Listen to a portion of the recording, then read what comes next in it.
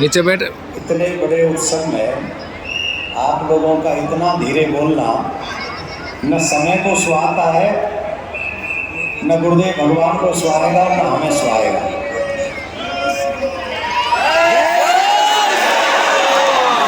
इतना जोर से बोलिए, इतना जोर से बोलिए कि आपकी आवाज लंका तक जानी चाहिए।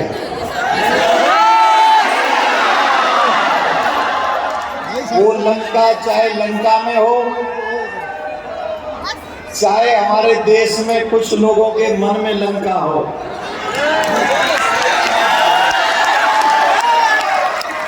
जोर से बोलना पड़ेगा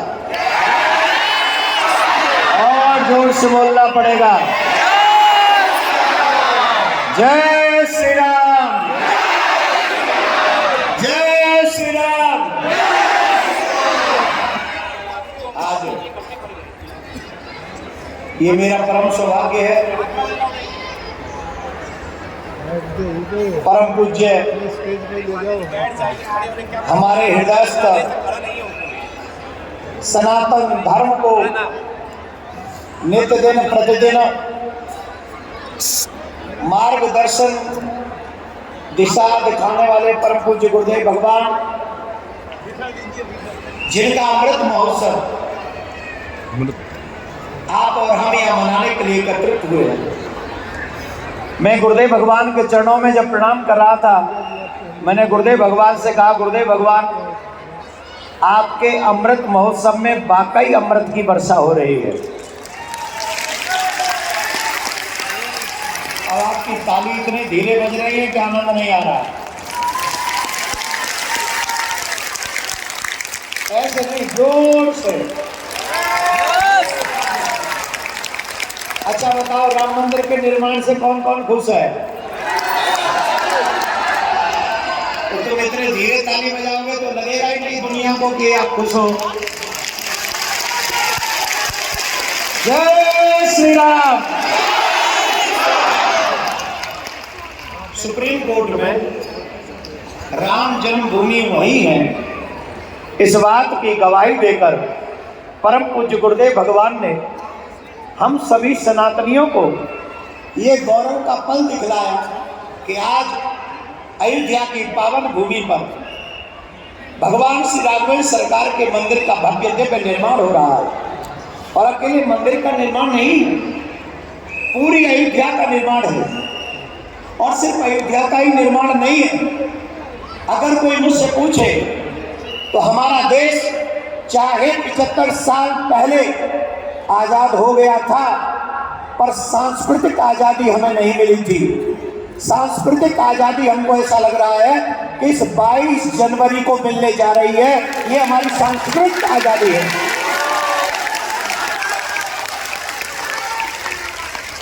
जिस दिन 22 जनवरी को हमारे देश के प्रधानमंत्री जी, हमारे प्रदेश के यशस्वी मुख्यमंत्री जी राम मंदिर की प्राण प्रतिष्ठा के बाद जब 100 करोड़ सनातनियों को कहेंगे कि आप राम मंदिर का दर्शन, रामलला का दर्शन कीजिए, उस समय हमें सांस्कृतिक आजादी प्राप्त हो जाएगी इस भारत में 75 साल बाद। एक बात और नहीं भूलनी हमें, और वो बात यह है, हम सभी सनातनियों के प्राण काशी, अयोध्या और मथुरा में बसते हैं।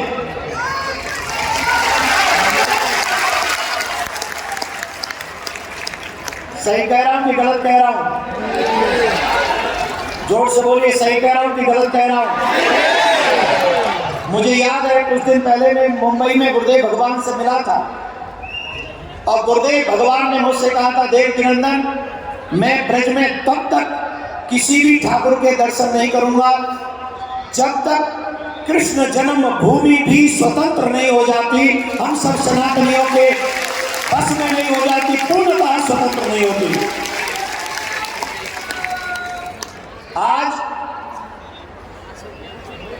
राम जन्मभूमि 22 जनवरी को सनातनियों को 500 वर्ष की लड़ाई के बाद जब मैंने इसका इतिहास पढ़ा, आप विश्वास कीजिए थोड़ा बहुत बलिदान नहीं हुआ है, ये 92 का ही बलिदान नहीं हुआ है, उससे भी पहले बहुत बलिदान इस राम जन्मभूमि को स्वतंत्र रखने के लिए किए जा चुके हैं। आज सनातनी जो देश विदेश में कहीं भी रहते हैं, उन सबको अपना सर ऊंचा करने का सौभाग्य प्राप्त हो रहा है, क्योंकि राम मंदिर का निर्माण हो रहा है। तुम लोगों की ये धीरे तालियां ना मेरे दिल पर चुभ रही हैं। जोर से बोलना पड़ेगा, जय श्री राम, जय श्री राम। तो बताओ कौन कौन चाहता है कि जैसे अयोध्या में मेरे राम लला का भव्य दिव्य मंदिर पूरी अयोध्या सज रही है, वैसे ही एक बार हम लोग अयोध्या के उत्सव को पूरा करके मथुरा की तरफ रुख कर ले। कौन कौन चाहता है? जोर से बोलो।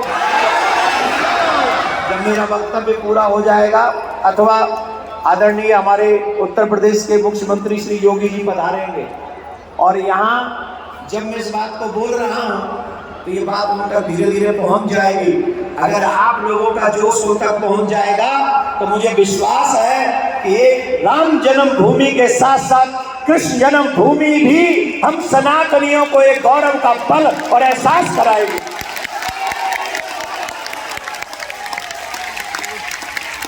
मैं जिन जिन टीवी चैनलों पर इन दिन गया, सबने मुझसे एक कॉमन क्वेश्चन पूछा, राम मंदिर के निर्माण का यश किसको देंगे?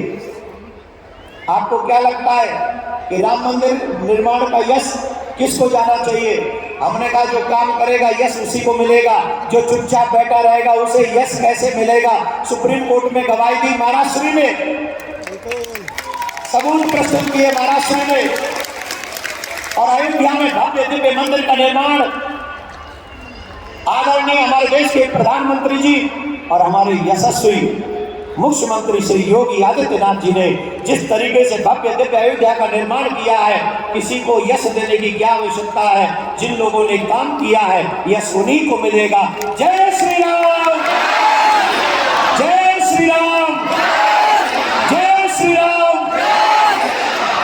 वैसे मैं बालक हूँ, गुरुदेव भगवान के समृद्ध महोत्सव में आकर मैं अपने आप को धन्य धन्य महसूस कर रहा हूँ। इस बालक को इनके आगे बोलने का अधिकार नहीं है, पर पूज्य गुरुदेव भगवान ने ही आज्ञा दी तो उसका पालन करने के लिए अपनी वाणी को मैं यहीं पर विश्राम देता हूँ।